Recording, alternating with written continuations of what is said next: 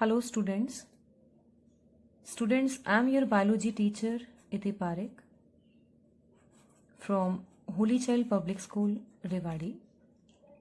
बच्चों, आज हम अपना जो चैप्टर स्टार्ट कर रहे हैं, जो बच्चे नए हैं उनके लिए एक क्विक रिकैप और उसके आगे हम कंटिन्यू करेंगे। जो बच्चे पहले मुझे सुन चुके हैं, जो पहले इस लेक्चर को अटेंड कर चुके हैं, उन्हें पता है कि हम जो चैप्टर स्टार्ट कर रहे हैं वो है यूनिट 5th का chapter number 16, that is digestion and absorption. तो बच्चों, सबसे पहले हम इस चैप्टर का ही जो मीनिंग है उसे क्लियर कर लेते हैं, दैट व्हाट इज डाइजेशन। बच्चों देखिए, आप क्लास 10th में ये बात पढ़ चुके हैं, फिर भी मैं आपको दोबारा बता दूं कि हम फूड को इनटेक करते हैं। हम अपना खाना खुद नहीं बनाते हैं, हम बाहर से फूड को इनटेक करते हैं। और बेटा, ये जो फूड हम बाहर से लेते हैं वो ज़रूरी क्यों है? वो ज़रूरी इसलिए है क्योंकि इसी फूड से हमें हमारी एनर्जी मिलेगी। ओके, लेकिन इस फूड से हमें एनर्जी मिलती कैसे है? क्योंकि हमें अपनी बहुत सारी एक्टिविटीज़ के लिए, हम जितनी भी अपनी एक्टिविटीज़ करते हैं उसके लिए बेटा हमें एनर्जी चाहिए। इवन अगर आप खाली भी बैठे हैं, अगर आप कुछ काम भी नहीं कर रहे हैं, still your body needs energy.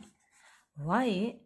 क्योंकि हमारी बॉडी अपने आप को मेंटेन करती रहती है, रिपेयर करती रहती है, ग्रोथ करती रहती है। पुराने सेल्स मरते हैं, नए सेल्स बनते हैं, कहीं चोट लग जाती है, उसकी रिपेयर में लगी रहती है, ग्रोथ में लगी रहती है। हमें एनर्जी चाहिए और उस एनर्जी के लिए हमें फूड का इनटेक करना पड़ता है। यही काम ऑटोट्रॉफ्स खुद करते हैं, मतलब वो अपना फूड खुद बनाते हैं, इसलिए वो ऑटोट्रॉफ्स हैं। We are heterotrophs. ओके, क्योंकि हम अपना खाना खुद नहीं बना सकते। वी आर हेट्रोट्रॉफ्स, राइट बच्चों? तो अब बात आई, भैया हमने फूड तो खा लिया, तो फिर डायरेक्टली एनर्जी मिल जाती। ये फूड खाया और एनर्जी हमें मिल गई, है ना? ये बीच में ये डाइजेशन का क्या रोल है और एब्जॉर्प्शन का क्या रोल है? देखिए बच्चों, हम जो फूड इनटेक करते हैं, एक्चुअली या तो हम कॉम्प्लेक्स फूड को इनटेक करते हैं या हम सिंपल फूड को इनटेक करते हैं। अब बेटा अभी आपको इसका मतलब समझ में आएगा। देखिए, सिंपल फूड जैसे फॉर एग्जांपल ग्लूकोज, आपने ग्लूकोज को इनटेक किया, ठीक है, आपने उसका पाउडर पानी में घोला। बेटा इसे डाइजेशन की जरूरत नहीं है, इसे डाइजेशन की जरूरत नहीं है, ये डाइजेस्ट नहीं होगा, अभी बताते हैं आपको। लेकिन वही आपने कोई कॉम्प्लेक्स फूड खाया, बेटा आपने स्टार्च का इनटेक किया, ये कॉम्प्लेक्स में बता रही हूं मैं, ये सिंपल था, है ना? आपने स्टार्च का इनटेक किया, आपने कोई भी, और अभी हम आपको बेटा देखिए ये पूरा जो चैप्टर है यूनिट 3 में है, ये चैप्टर बायोमोलिक्यूल्स, उसमें आपको और अच्छे से क्लियर हो जाएगा। आपने कोई भी कॉम्प्लेक्स फूड खाया, स्टार्च है, प्रोटीन्स हैं, ठीक है, फैट्स हैं, बेटा इन्हें डाइजेशन की जरूरत पड़ती है, इन्हें डाइजेशन की जरूरत पड़ती है, मतलब इन्हें सिंपल में कन्वर्ट होना पड़ता है और इसी को हम डाइजेशन कहते हैं। कॉम्प्लेक्स फूड का या सब्सटेंसेस का सिंपल में कन्वर्ट होने को ही हम डाइजेशन कहते हैं। अब सवाल ये उठता है कि डाइजेशन क्यों? Why digestion? बच्चों एक्चुअली हमारी बॉडी की जो एब्जॉर्प्टिव यूनिट्स हैं, एब्जॉर्प्टिव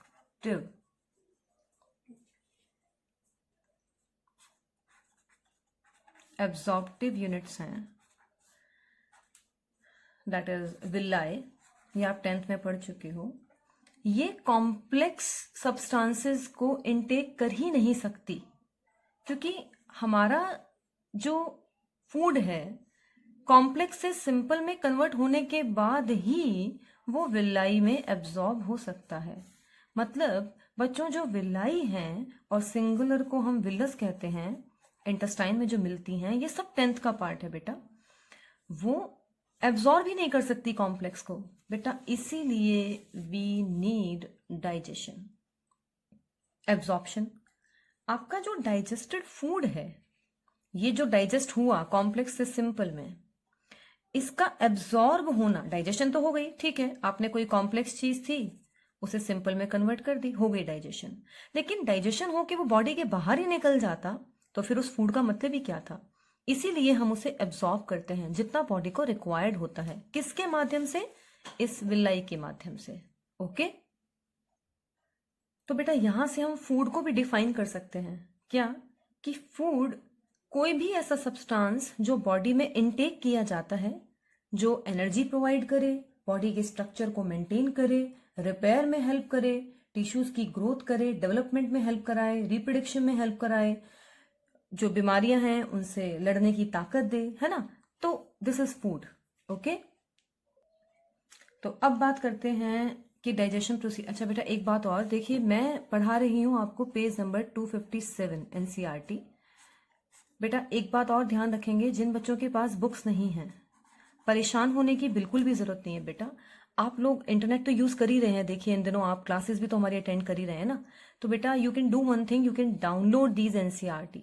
ओके, आप जिस भी क्लास में हैं आप उस क्लास की एनसीईआरटी को आप डाउनलोड कर सकते हैं, और जो हम आपको पढ़ा रहे हैं आप उसमें उसको रीड कर सकते हैं, और जो प्रॉब्लम आए आप पूछ सकते हैं। ठीक है बेटा, देखिए प्रॉब्लम पूछने के लिए आपको बिल्कुल भी हिचकने की जरूरत नहीं है। प्लीज आपको जो प्रॉब्लम हो यू मे आस्क। हो सकता है आपको जवाब देने में हम थोड़ा समय लगा दें, पर हम आपको रिवर्ट जरूर करेंगे। ठीक है, ओके। तो बेटा जो डाइजेशन है वो कैरीड कैसे होती है? Mechanical and biochemical. अब मैकेनिकल का मतलब ये नहीं है कि आपको हथौड़ी लेके लग जाना उसके ऊपर, है ना। मैकेनिकल डाइजेशन, बेटा मैकेनिकल डाइजेशन भी हमारी बॉडी में ही होती है। हमारे दांत, है ना, हमारी जो कैनाल है अभी जिसके बारे में आपको बताऊंगी, एलिमेंट्री कैनाल, उसकी जो मसल्स हैं वो भी क्रशिंग करती रहती हैं। हमारे जो दांत हैं वो टुकड़ों में काटते हैं हमारे खाने को।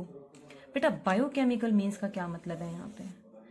बेटा बायोकेमिकल मीन्स है यहाँ पे एंजाइम्स की हेल्प से उसके कंपोनेंट को तोड़ना।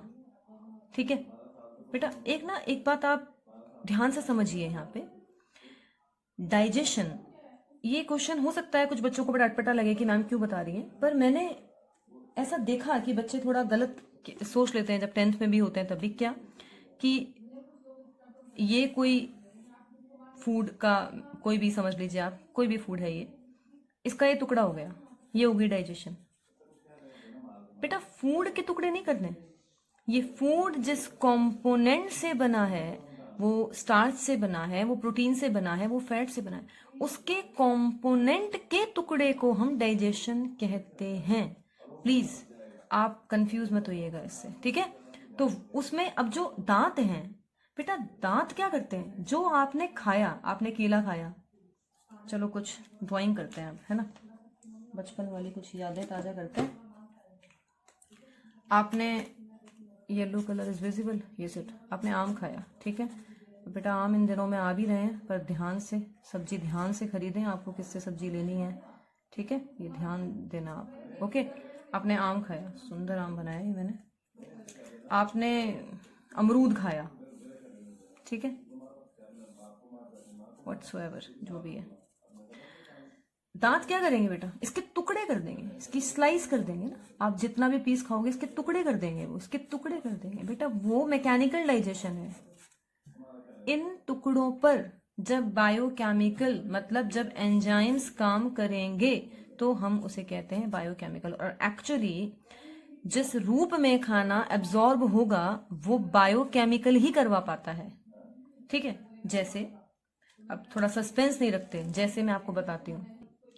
जैसे बेटा आपने कार्बोहाइड्रेट्स को खाया, आपने स्टार्च खाया, ठीक है, कार्बोहाइड्रेट्स, कौन से कार्बोहाइड्रेट्स बेटा? कॉम्प्लेक्स, कॉम्प्लेक्स कार्बोहाइड्रेट्स, ठीक है बेटा। इसकी सिंपल फॉर्म क्या होती है पता है? ग्लूकोज या एनी सिमिलर शुगर, ठीक है।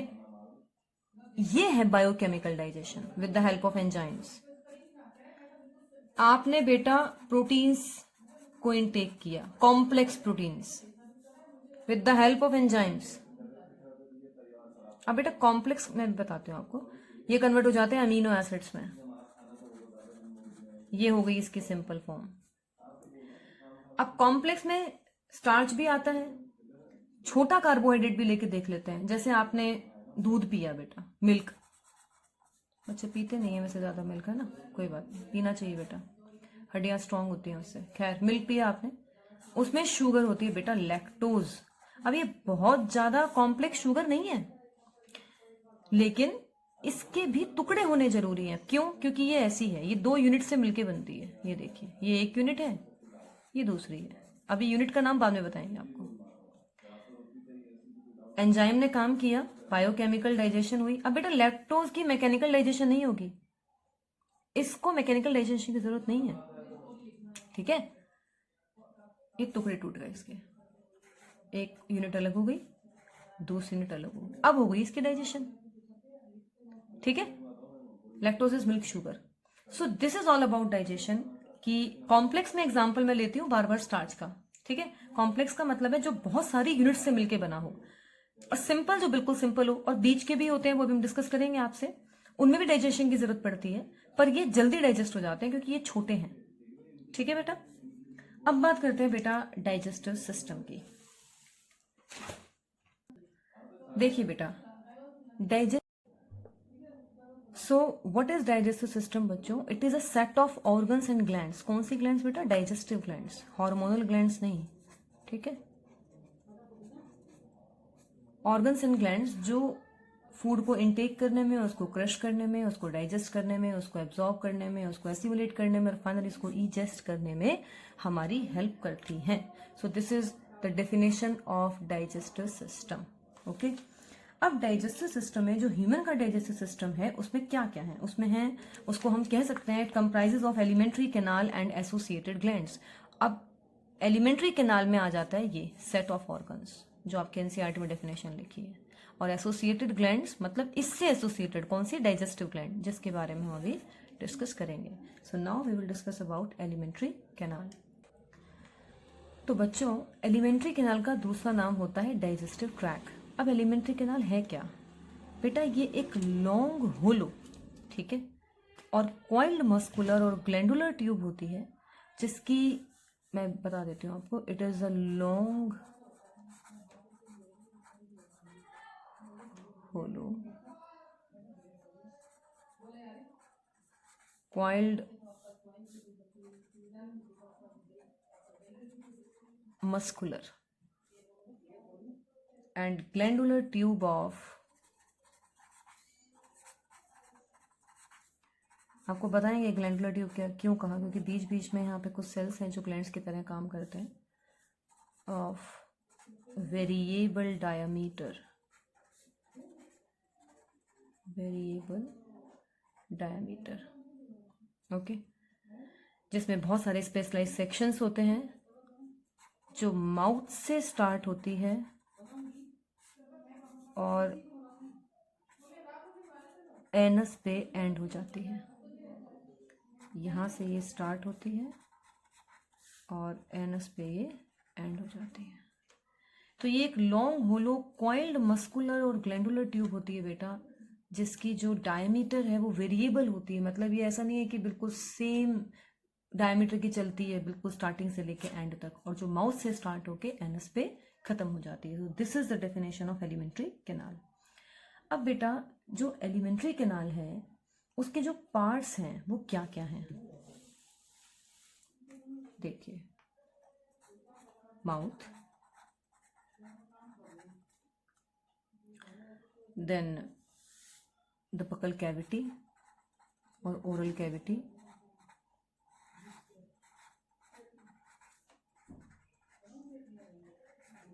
pharynx,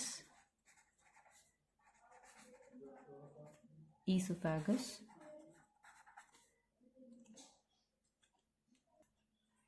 so esophagus, stomach, small intestine, large intestine and anus। बच्चों ये जो पार्ट हैं वो एलिमेंट्री कैनाल के पार्ट हैं। इसके अलावा कुछ डाइजेस्टिव जो ऑर्गन्स हैं जो सैलिमेंट्री कैनाल से एसोसिएटेड हैं वो क्या क्या हैं बेटा? सलाइवरी ग्लैंड्स हैं, जो ग्लैंड है ना इससे एसोसिएटेड सलाइवरी ग्लैंड्स हैं बेटा, जो माउथ में मिलेंगे आपको, राइट। लीवर है और पेनक्रियास है।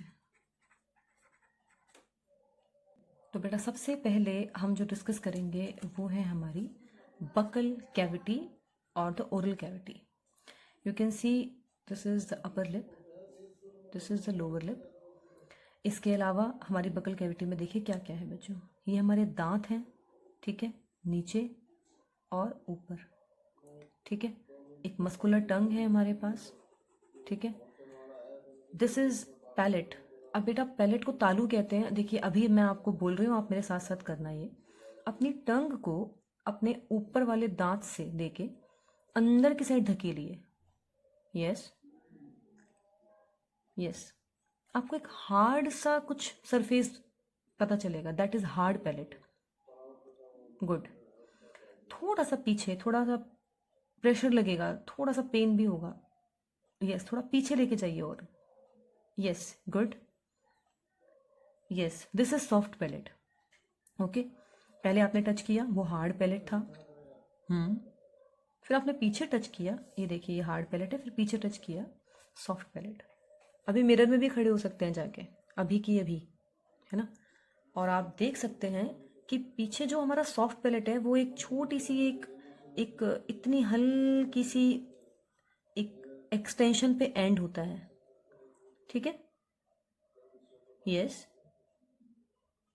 अच्छा वो तो आप बाद में जाके देखेंगे, कोई बात नहीं। इसके अलावा मैंने आपको बताया टंग है हमारे पास, और हमारी ये इधर हमारे चीक्स आ गए। तो ये सब हमारे ये आप देख सकते हैं टॉन्सिल्स हैं यहाँ पे, ठीक है। ये सब हमारा जो है वो ओरल कैविटी का पार्ट है, ठीक है बेटा। अब हम सबसे पहले बात करेंगे दांत के बारे में। बेटा जो हमारे दांत होते हैं, ठीक है, इनके 3 करेक्टरिस्टिक्स हैं। अब वो क्या क्या हैं? पहला है थीकोडोंट, ठीक है, दूसरा है डायोफाइडोंट और तीसरा है हेट्रोडोंट। अभी डिस्कस करते हैं। पहला करेक्टरिस्टिक है बेटा थीकोडोंट। इसका मतलब क्या है? देखिए हमारा हर एक दांत, ठीक है, हमारा हर एक दांत जो हमारी जॉ बोन का सॉकेट है उसमें धंसा हुआ है ना। जैसे आपको दांत का सिर्फ ये हिस्सा दिखेगा, सपोज ये आपको दिख रहा है, ठीक है, और ये जो नीचे का सारा हिस्सा है ये ऊपर की जाड़ का बना रही हूँ, मतलब मैं ऊपर के गम्स में से निकलता हुआ नीचे का आप बनाना चाहें तो आपको ये हिस्सा दिखता है, यहाँ से हमारे गम्स शुरू हो जाते हैं, ठीक है। ये देखिए हमारा जो हर एक दांत है ना वो हमारी जो जॉ सॉकेट है, ठीक है, सॉरी जो हमारी जॉ बोन की सॉकेट है उसमें धंसा हुआ है। There is a word embedded, इसलिए हम इसे कहते हैं थीकोडोंट। नेक्स्ट जो है बेटा वो है डायोफाइडोंट। अब इसका मतलब क्या है? लाइफ में 2 बार दांत आते हैं, मतलब एक होते हैं हमारे दूध के दांत, मिल्क टीथ, एक होते हैं हमारे परमानेंट, है ना। दूध के दांत बच्चों के आते हैं ना, यस, ये टूट जाते हैं और फिर वो रिप्लेस हो जाते हैं परमानेंट से, ठीक है। बेटा जो मिल्क टीथ हैं इनके और भी नाम है टेम्परेरी, क्योंकि ये आपका साथ उम्र भर नहीं निभाएंगे, इसलिए हम इन्हें टेम्परेरी टीथ भी कहते हैं। इन्हें हम डेसिडियस टीथ भी कहते हैं, इनके अलग अलग नाम हैं ये, ठीक है बेटा। अब बेटा जो टेम्परेरी टीथ होते हैं इनका नंबर होता है बेटा 20, ठीक है, इनका नंबर होता है बेटा 20। अब वो 20 कैसे? तो इसके लिए एक फॉर्मूला अप्लाई होता है, 21022102 और ये कॉमन 2 से मल्टीप्लाई करना है। मतलब ये आपको 7th 8th में पता होगा, नहीं पता तो आप मैं बता देती हूँ आपको। ये हमारा तीसरा फीचर भी है। हमारे जो दांत हैं वो 4 तरह के होते हैं, incisors, canine, premolars, and molars, right. बेटा जो दूध के दांत होते हैं उसमें हमारे पास प्री मोलर्स नहीं होते, हमारे पास मोलर्स होते हैं। इसलिए 2102 मतलब 2 इंटू 2 मतलब 4 हो गए हमारे पास इंसीजर्स। 2 इंटू 1 मतलब 2 हो गए हमारे पास कैनाइन, ऊपर एक जॉ में, फिर 0 कुछ नहीं है, फिर 2 इंटू 2 मतलब 4 हो गए हमारे पास मोलर्स। ऐसे ही 4 2 0 4, चारों 4 8, फिर इधर से 8 16 एंड 4 20, तो कुल मिला के 20 टीथ होते हैं हमारे पास, ठीक है। प्री मोलर्स नहीं होते, बल्कि उसकी बजाय हमारे पास मोलर्स होते हैं, ठीक है बेटा। और ये तीसरा फीचर भी मैं आपके साथ यहाँ लिख देती हूँ, हेट्रोडोंट। इसका मतलब 4 तरह के हमारे पास दांत हैं, एक ही तरह के दांत नहीं हैं। तो 3 फीचर क्या क्या हुए हमारे पास, थीकोडोंट, डायोफाइडोंट एंड हेट्रोडोंट, ठीक है। मैंने वो पहले ही बता दिया आपको हेट्रोडोंट के बारे में। जबकि बच्चों जो हमारे परमानेंट टीथ होते हैं, ठीक है, इनका फॉर्मूला बदल जाता है। इनका फॉर्मूला होता है 2 1 2 3 अपॉन 2 1 2 3, मतलब ये ऊपर की जो नीचे की जो इंटू 2 कॉमन मल्टीप्लाई करना है। तो हमारे पास अब क्या है, प्रीमोलर नहीं थे, वो प्रीमोलर अब आ गए हैं, ठीक है। और फिर ये मोलर, तो कुल मिला के 16 ऊपर 16 नीचे, टोटल जो है वो 32 का आंकड़ा आता है, ठीक है। और बेटा एक बार परमानेंट जो टीथ हैं वो टूट जाएं तो वो दोबारा नहीं आते। एक बात यहाँ पे आप ध्यान देंगे कि मैंने अभी आपको बताया कि हमारे जब डायोफाइडोंट मतलब जो हमारे डेसिडुअस हैं, जो टेम्परेरी हैं, जो मिल्क के टीथ हैं हमारे, उसमें मैंने आपको कहा था कि हमारे पास प्री मोलर्स नहीं होते, मोलर्स होते हैं। लेकिन बाद में जब ये टूटने लगते हैं तो ये जो प्री मोलर्स हैं ये तो टूट जाएंगे बेटा, क्योंकि तो दूध के दांत हैं, इनको तो टूटना है। इनके टूटने के बाद जो स्पेस बनता है उस स्पेस को ऑक्यूपाई कर लिया जाता है। बेटा आपको एक बात जो और ध्यान में रखनी है कि हमारे पास जो मैंने आपको बताया ना अभी कि जो दूध के दांत होते हैं उसमें हमारे पास प्री मोलर्स नहीं होते, बल्कि क्या होते हैं, मोलर्स होते हैं। ये मोलर्स तो बेटा टूटेंगे, इनको तो टूटना है, टूट जाएंगे ये, क्योंकि ये तो दूध के दांत हैं। बाद में फिर जो स्पेस क्रिएट होगा उस जगह, उस स्पेस में हमारे आ जाते हैं बेटा permanent pre molars, permanent pre molars. ये बात आप ध्यान रखना।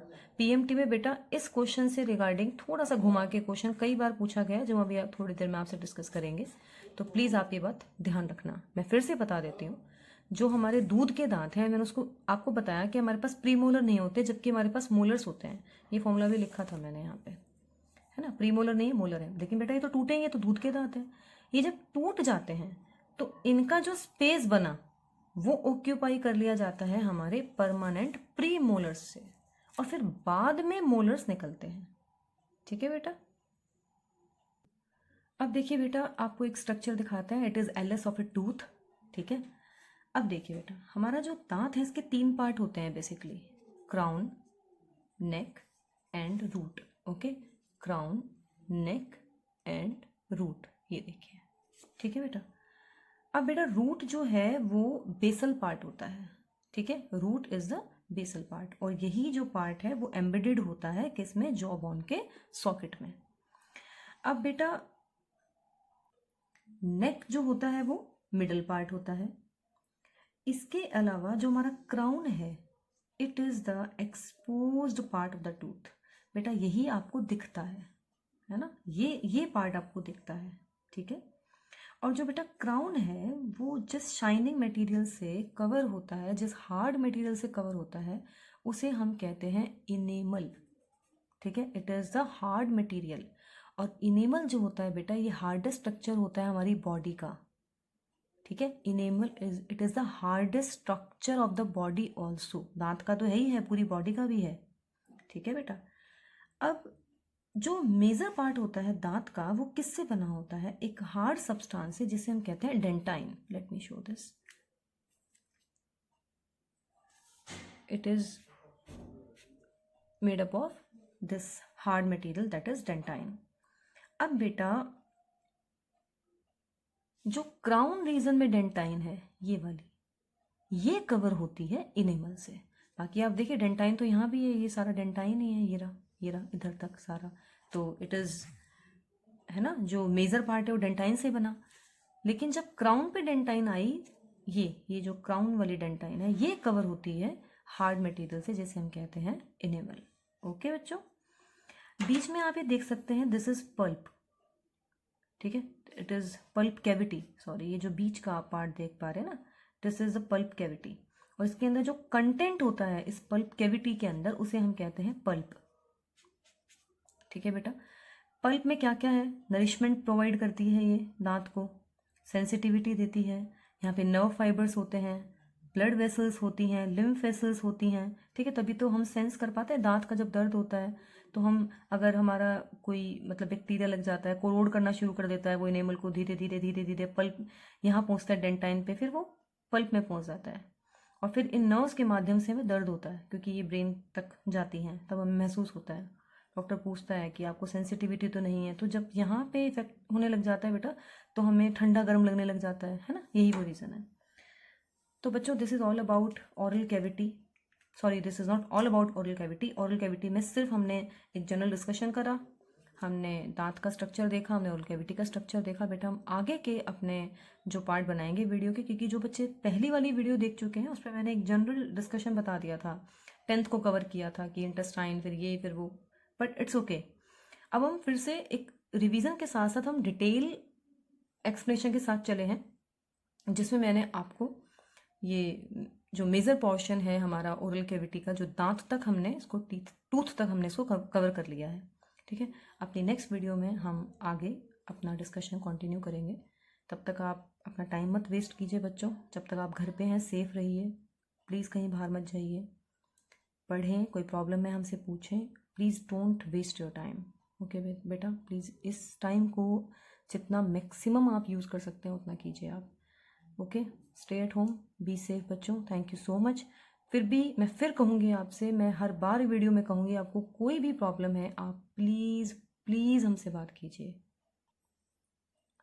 एंड बच्चों, this is my contact number 7206940031। Okay, आप कभी भी हमें इस नंबर पे कांटेक्ट कर सकते हैं, आपको कुछ पूछना हो आप व्हाट्सएप कर सकते हैं। ठीक है, घबराने की कोई ज़रूरत नहीं है। जो बच्चे नए हैं वो भी हमसे कुछ, उनको क्वेरी हो, कोई डाउट हो, प्लीज़ आप हम लोगों से कांटेक्ट कीजिए। ओके बच्चों।